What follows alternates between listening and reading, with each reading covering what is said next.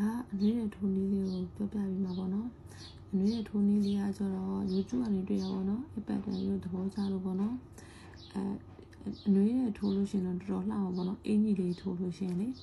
ဒါအခုအပုံစံလေးကိုပြောပြပေးမယ်နော်အဆိုင်ကကျတော့ 4.5 ပေါ့နော်ချီကကျတော့ mid cotton 4 plan ကိုသုံးတာပေါ့နော်ဒီ mid cotton 4 plan ကိုသုံးတယ်အနွေးတဲ့ထိုးလို့ရှိရင်အနွေးတဲ့ထိုးမဲ့ပတ်တန်လေးပေါ့နော်ပတ်တန်လေးကိုပြန်ပြပေးမယ်နော်အနွေးတဲ့ထိုးလို့ရှိရင်လည်းတဲလုံးတိုက်ထိုးခြင်းနေဆိုရင်တော့အဲ့ဒီထိုးနီးပတ်တန်ကိုပြောပြပြီးတော့ဒါဆိုနမူနာပေါ့နော်အဲ့ပတ်တန်လေးကိုယူပြီးတော့ဒီလိုပုံစံလေးထိုးမယ်ဆိုပြီးတော့ပြောပြတာပေါ့နော်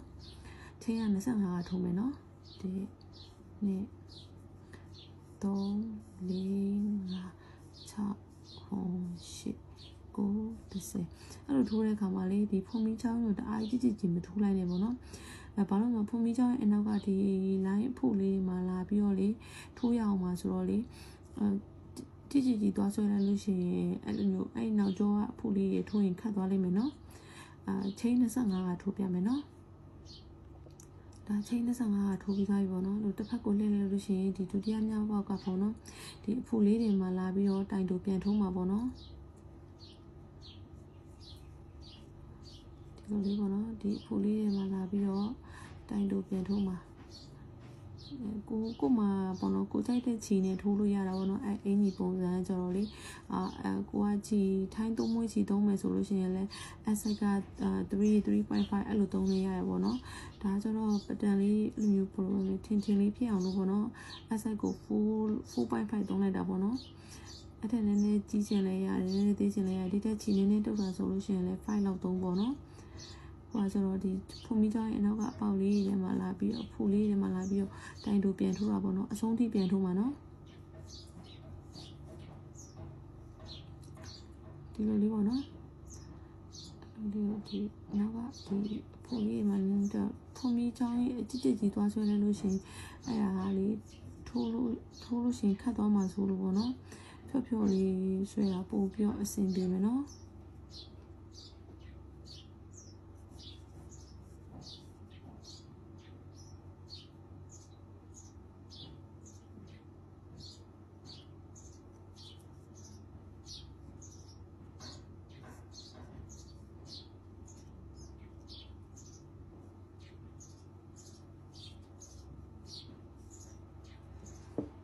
ဒီလိုမျိုးလေးနော်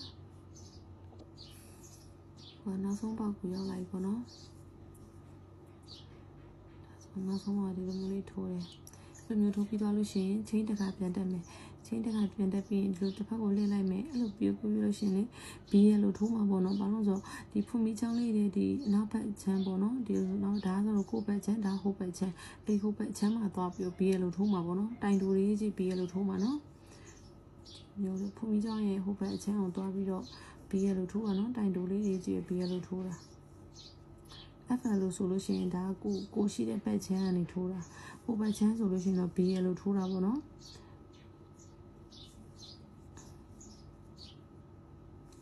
တိုင်တူတွေထိုးလာခဲ့မယ်နော်ဘီရဲ့လိုထိုးမှာနော်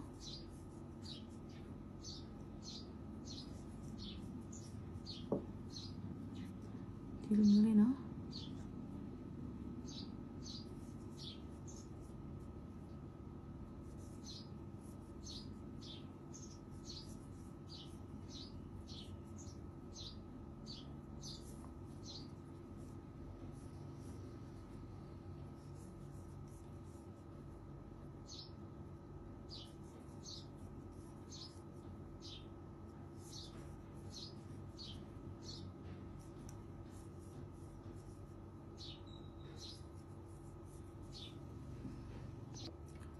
ဒါဆိုဘီရဲ့လို့ထိုးလာခဲ့ရပါတော့နောက်ဆုံးပေါက်ကိုရောက်လာခဲ့ပြီထိုးပြီးသွားပြီဆိုရင်ချင်းတစ်ခါတက်မယ်ချင်းတစ်ခါတက်မယ်ပြီးရင်တစ်ဖက်ကိုပြန်လိုက်မယ်အဲ့လိုထိုးပြီးသွားလို့ရှိရင်ဒီရှေ့အတစ်ပေါက်မှာလာပြီးတော့တိုင်တူထိုးမယ်ပြီးရင်တစ်ပေါက်ကိုကြော်မယ်ရှေ့အတစ်ပေါက်မှာတိုင်တူပြန်ထိုးမယ်ပြီးရင်ကြော်ခဲ့တဲ့အပေါက်မှာအပေါ်ကိုချီတင်မယ်ကြော်ခဲ့တဲ့ဒီမှာအပေါက်လေးရှင်းတော့ကြော်ခဲ့တဲ့အပေါက်ထဲမှာလာပြီးတော့အဲ့အပေါက်ထဲမှာလာပြီးတော့ဘယ်လိုပြောမလဲဒီအပေါ်ကိုချီတင်ပြီးတော့ပြန်ပြီးတော့ဝင်မှာပေါ့နော်ဒီလိုမျိုးလေးဒီ ဒီလိုမျိုးတစ်ခါဝင်မယ်နောက်တစ်ခါ app ပေါ်ချီတင်မယ်ဒီလိုမျိုးလေးတစ်ခါဝင်မယ်ဒီလိုမျိုးလေးတစ်ခါဆွဲထုတ်အားပြီးတော့လို့ရှိရင်ဒီပေါ်မှာ app ပေါ်မှာလေး1 2 3 4 5 app ပေါ်မှာချီဒီ app ရဲ့အပေါ်မှာချီလေးတွေ၅ချောင်းရှိရပါတော့အဲ့ဒါအောင်မှာ app ပေါ်ချီတစ်ခုတင်လိုက်မယ်ပြီးသွားလို့ရှိရင်၄ခုကိုဆွဲထုတ်မယ်ဒီလိုတစ်ခုကျက်မယ်ဒီလိုမျိုးလေးနော်အဲ့ဒါပြီးရင်ဒီလိုမျိုးလေးလုပ်လိုက်မယ်နော်အပြင်တစ်ပေါက်ကိုကြော်မယ်ဒီရှေ့ရတစ်ပေါက်မှာလာပြီးတော့တိုင်တူလာထိုးမယ်ပြီးရင်ကြော်ခဲ့တဲ့တစ်ပေါက်မှာလာပြီးတော့အက်ကိုချီတင်မယ်ပြီးရင်ဒီကြော်ခဲ့တဲ့အပေါက်ထဲမှာလာပြီးတော့အက်ကိုဒီလိုမျိုးချီကိုဆွဲထုတ်မယ်နောက်တော့ကအက်ပေါ်ကိုချီတင်မယ်ဒီလိုမျိုးအက်ကိုချီဒီလိုဆွဲထုတ်မယ်ပြီးရင်ဒီမှာချီက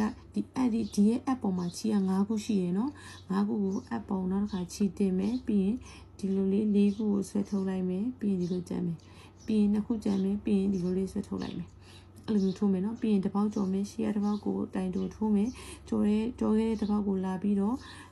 အပ်ပေါ်ချီတင်တယ်နောက်တစ်ခါအပ်ပေါ်တစ်ခါချီတင်တယ်၅ခုရှိသွားမယ်ဒီပေါ်မှာချီလေးတွေကြီး၅ခုရှိရနော်1 2 3 4 5ခုရှိရနော်အဲ့ထဲမှာ၄ခုကိုဆွဲထုတ်လိုက်မယ်ပြီးရင်တစ်ခုကြံမယ်ဒီလိုမျိုးလေးတစ်ခါဆွဲထုတ်မယ်ပြီးရင်ကြော်ခဲ့တစ်ပေါက်ကိုကြော်မယ်ရှေ့ရတစ်ပေါက်မှာလာပြီးတော့တိုင်တူထိုးမယ်ပြီးရင်ကြော်ခဲ့တဲ့တစ်ပေါက်ကိုအပ်ပေါ်ချီတင်မယ်ဒီလိုမျိုးလေးပြန်ဝင်မယ်ဆွဲထုတ်အပ်ပေါ်ချီတင်မယ်ပြန်ဝင်မယ်ပြန်ဆွဲထုတ်မယ်ဒီလိုမျိုးလေးပြီးရင်၄ခုကိုဆွဲထုတ်မယ်နှစ်ခုကြံမယ်ဒီလိုမျိုးလေးတစ်ခါဆွဲထုတ်မယ်ဒီလိုမျိုးလေးရမယ်နော်ဒီလိုမျိုးလေးရမယ်နော်ပြီးရင်ဒီတစ်ပေါက်ကိုကြော်မယ်ဒီတစ်ပေါက်ကိုရှေ့ရတစ်ပေါက်မှာချီကိုထိုးမယ်ပြီးရင်အပ်ပေါ်ချီတင်မယ်ကြော်ခဲ့တဲ့တစ်ပေါက်ကိုဒီလိုဆွဲထုတ်မယ်ပြီးရင်ကြော်ခဲ့တဲ့တစ်ပေါက်ကိုဒီလိုဆွဲထုတ်မယ်ဒီလိုရမယ်ပြီးရင်၄ခုကိုဆွဲထုတ်မယ်ပြီးရင်နှစ်ခုကြံမယ်ဒီလိုလေးဆွဲထုတ်မယ်နော်အဲ့ဒါဒီဘက်အဆုံးထိထိုးလာခဲ့မယ်နော်အဲ့မှာတစ်ပေါက်ကိုကြော်မယ်ရှေ့ရတစ်ပေါက်မှာတိုင်တူထိုးမယ်ကြော်ခဲ့တဲ့တစ်ပေါက်မှာအပ်ပေါ်ချီတင်မယ်ပြီးရင်ဒီလိုလေးဆွဲထုတ်မယ်ဒီလိုလေးယူမယ်နောက်တစ်ခါအပ်ပေါ်ချီတင်မယ်ဒီလိုလေးဆွဲထုတ်မယ်ဒီလိုလေးပြန်၅ခုရှိပါပြီနော်ပြီးရင်ဒီလိုမျိုးလေးလုပ်မယ်ပြီးရင်၄ခုဆွဲထုတ်တယ်ပြီးရင်နှစ်ခုကြံမယ်ဒီလိုမျိုးလေးဆွဲထုတ်မယ်အဲ့လိုမျိုးနဲ့ဒီဘက်အဆုံးထိထိုးလာခဲ့မယ်နော်ပြီးရင်ပြန်ပြပေးမယ်နော်ဒါဆိုနောက်ဆုံးပေါက်ရောက်လာခဲ့ပြီပေါ့နော်နောက်ဆုံးပေါက်ရောက်လာခဲ့လို့ရှိရင်လေဒီမှာတန်ခဲ့တဲ့တစ်ပေါက်ကိုဒီလိုမျိုးလေးပဲပြန်ပြီးတော့တိုင်တူနဲ့ပြန်လက်စတက်လိုက်တယ်အဲ့လိုမျိုးပဲပေါ့နော်ကိုယူကျင်တလောက်ယူလာတဲ့အချိန်မှာလေဒီနောက်ဆုံးမှာတစ်ပေါက်ပဲကြံလို့ရှိရင်လေအဲ့လိုမျိုးလေးလည်းလက်စတက်လို့ရတယ်နော်အပြင်တစ်ဖက်အချင်းတစ်ခါတက်မယ်တစ်ဖက်ကိုပြန်လှည့်မယ်တစ်ဖက်ကိုပြန်လှည့်ပြီးသွားလို့ရှိရင်ဒီလိုမျိုးလေးပြန်ရလာတယ်ဒီလိုမျိုးလေးပြန်ရပြီးသွားလို့ရှိရင်ဒီအပေါက်မှာပဲဒီရှေ့ရတစ်ပေါက်ပေါ့နော်ဒီတစ်ပေါက်ပေါ့နော်ဒီမှာချင်းတက်ထားတဲ့ဒီနားလေးတစ်ပေါက်မှာလာပြီးတော့တိုင်တူထိုးမယ်ပြီးရင်တစ်ပေါက်ကိုကြော်မယ်ဒီရှေ့ရတစ်ပေါက်မှာတစ်ပေါက်ကိုကြော်မယ်ရှေ့ရတစ်ပေါက်မှာတိုင်တူထိုးမယ်ပြီးရင်ကြော်ခဲ့တဲ့တစ်ပေါက်ကိုအစွမ်းနာလိုပဲပြန်ပြီးတော့အပ်ပေါ်ချီတင်မယ်နှစ်ခါဆွဲထုတ်တာပေါ့နော်နှစ်ခါဆွဲထုတ်ပြီးတော့လို့ရှိရင်လေးခုကိုဆွဲထုတ်မယ်ပြီးရင်ဒီလိုကြံမယ်ပြီးရင်ဒီလိုလုပ်မယ်အဲ့ဒါပြီးဒီမှာတစ်ပေါက်ကိုကြော်မယ်ဒီတစ်ပေါက်ကိုကြော်မယ်ရှေ့ရတစ်ပေါက်မှာတိုင်တူထိုးမယ်ပြီးရင်ကြော်ခဲ့တဲ့တစ်ပေါက်ကိုအပ်ပေါ်ချီတင်မယ်ဒီလိုလေးဆွဲထုတ်မယ်ပြီးရင်အပ်ပေါ်ချီတင်မယ်ဒီလိုလေးဆွဲထုတ်မယ်အဲ့လိုမျိုးနှစ်ခါလုပ်တာပေါ့နော်နှစ်ခါလုပ်ပြီးတော့လို့ရှိရင်၄ခုကိုဆွဲထုတ်မယ်ပြီးရင်နှစ်ခုကြံမယ်ဒီလိုမျိုးလေးရမယ်အဲ့ဒါပြီးရင်တစ်ပေါက်ကိုကြော်မယ်ရှေ့ရတစ်ပေါက်မှာတိုင်တူထိုးမယ်ပြီးရင်ကြော်ခဲ့တဲ့တစ်ပေါက်မှာပဲအဲ့လိုမျိုးချီတင်လိုက်ဆွဲထုတ်လိုက်ချီတင်လိုက်ဆွဲထုတ်လိုက်နဲ့နှစ်ခါလုပ်မယ်ပြီးသွားရင်၄ခုကိုဆွဲထုတ်မယ်ဒီလိုမျိုးလေးတစ်ခါထပ်လုပ်မယ်တစ်ပေါက်ကိုကြော်မယ်ရှေ့ရတစ်ပေါက်မှာလာပြီးတော့တိုင်တူပြန်ထိုးမယ်ရှေ့တစ်ပေါက်မှာလာပြီးတော့တိုင်တူပြန်ထိုးမယ်ပြီးရင်ကြော်ခဲ့တဲ့တစ်ပေါက်ကိုလာပြီးတော့အပ်ပေါ်ချီတင်မယ်ဒီလိုလေးဆွဲထုတ်မယ်အပ်ပေါ်ချီတင်မယ်ဒီလိုလေးဆွဲထုတ်မယ်ပြီးရင်အားလုံး၄ခုကိုဆွဲထုတ်လိုက်မယ်ပြီးရင်နှစ်ခုကိုဆွဲထုတ်လိုက်မယ်အဲကြလို့ရှိရင်ဒီမှာဘယ်လိုပြောမလဲဆိုတော့ကနှစ်ခုပေါ့နော်ဒီလိုတိဆိုင်ပုံစံမျိုးလေးပေါ့နော်ဒီမှာကြည့်ဒီလိုမျိုးလေးရမယ်ဒါကကျွန်တော်လှတဲ့ဘက်ကအချမ်းပေါ့နော်ဒီမှာဒီလိုမျိုးလေးရမယ်ဒါဆိုဒီလိုမျိုးလေးရမယ်နော်ပြီးရင်အဆုံးရလို့ရှင်ပြန်ပြပေးမယ်နော်ပြီးရင်တစ်ပေါက်ကိုကြော်မယ်ရှေ့ရတစ်ပေါက်မှာလာပြီးတော့ဒီလိုလေးထုံးမယ်အပ်ပေါ်ချီတင်မယ်တစ်ခါဆွဲထုတ်မယ်နောက်တစ်ခါအပ်ပေါ်ချီတင်မယ်တစ်ခါဆွဲထုတ်မယ်နှစ်ခါပေါ့နော်ပြီးရင်၄ခုကိုဆွဲထုတ်မယ်နှစ်ခုကြံမယ်ဒီလိုလေးလုပ်မယ်အဲ့လိုမျိုးလေးထိုးမယ်နော်ဒါဆိုနောက်ဆုံးရောက်လိုက်နောက်ဆုံးရောက်လို့ရှင်လဲတစ်ပေါက်ကိုကြော်လိုက်မယ်ဒီရှေ့ရတစ်ပေါက်မှာလာပြီးတော့တိုင်တုံနဲ့လာချိတ်လိုက်တယ်အဲ့လိုမျိုးလေးပေါ့နော်ဒါဆိုလို့ရှိရင်ဒီလိုမျိုးလေးရတယ်ဒါကကျတော့မလှတဲ့ပေါ့နော်ဒီမှာဆိုလှတဲ့ဖက်ဒီလိုမျိုးလေးနော်ဒီလိုမျိုးလေးရတယ်အဲ့ဒါပြီးသွားလို့ရှိရင်ပုံမှန်တိုင်းပဲချင်းတစ်ခါတက်မယ်ဒီလိုတစ်ဖက်ပြန်လှည့်လိုက်မယ်လှည့်ပြီးသွားလို့ရှိရင် BL လို့ပြန်ထိုးမှာဒီအကြောင်းလေးမှာပြန်ပြီးတော့နောက်တစ်ခါ BL လို့တိုင်တိုးတွေနဲ့တကြောင်းလုံးအကုန်လုံးပြန်ထိုးလာခဲ့မှာပေါ့နော်ဒါဆိုလို့ရှိရင် ဒါဆို BL နဲ့ပြန်ထိုးတာပေါ့နော်တခါအဲ့လို BL တွေနဲ့တိုင်တိုးကိုဒီဘက်အဆုံးထိပြန်ထိုးလာခဲ့မယ်ပေါ့နော်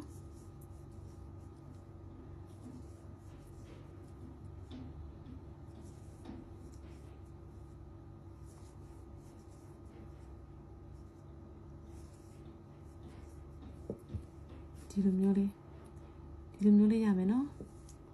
ဒါကမှလေအဲ့လိုမျိုးကိုလိုချင်တဲ့အရှိအတိုင်းပေါ့နော်အဲ့လိုမျိုးကိုလိုချင်တဲ့ပုံစံအတိုင်းလေးထိုးပြီးတော့ပေါ့နော်ခါနာလေးတွေမှာပြီးရင်ဒီလက်နေရာမှာပြီးရင်နောက်တစ်မျိုးကဒီလေဘင်းနေရာမှာအကွက်လေးပြန်ကိုလို့ရတာပေါ့နော်အဲ့လိုထိုးလိုက်ရတယ်နော်ဒါကကျတော့ဒီအင်ကြီးထိုးခြင်းနဲ့ဆိုလို့ရှိရင်ဒီအနွေးတွေထိုးတဲ့ပတန်လေးပေါ့နော်အဲ့လိုမျိုးလေးထိုးလို့ရအောင်ဒါမှမဟုတ်လို့ရှိရင်လေခြုံပူပါလေးထိုးတဲ့ခါမှာလေဒီလိုပတန်လေးထိုးလို့ရအောင်လို့ပြန်မျှပေးတာပေါ့နော် YouTube မှာတွေ့လို့သဘောကျလို့နောက်ဆုံးဒီဒါဆိုတိုင်းတို့တွေအကုန်ထိုးလာခဲ့တာပေါ့နော်ဒီလိုမျိုးလေးရရနော်ဒါဆိုလို့ရှိရင်ဒါဆိုဒီလိုမျိုးဆိုဒါဆိုတရိုးဒီလိုမျိုးတရိုးပြီးသွားပြီပေါ့နော်ဒါဆိုတရိုးအပြင်ချင်းတစ်ခါတက်မယ်ဒီလိုတစ်ဖက်ပြန်လှည့်လိုက်မယ်တစ်ဖက်ပြန်လှည့်ပြီးသွားလို့ရှိရင်ဆွမ်းနာလိုပုံစံမျိုးလေးပဲဒီအပေါက်ထဲမှာဒီအပေါက်ထဲမှာလာပြီးတော့ချင်းတကတက်ထားတဲ့အပေါက်ရဲ့အရှိအပေါက်လေးမှာလာပြီးတော့တိုင်တိုးထိုးတာပေါ့နော်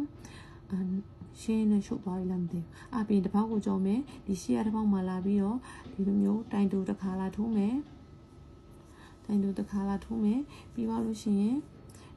င်ကြော်ခဲ့တဲ့တစ်ပေါက်ကိုလာပြီးတော့ဒီလိုမျိုးလေးအဲ့နဲ့